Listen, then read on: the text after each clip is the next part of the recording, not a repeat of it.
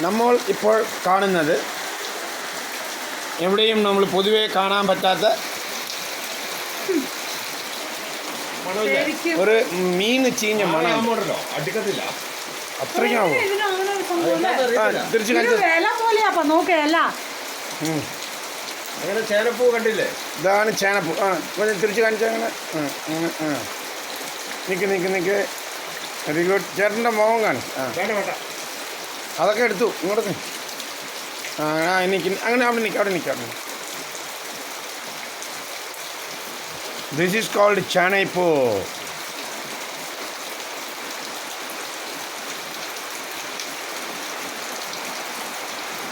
Okay, thank you.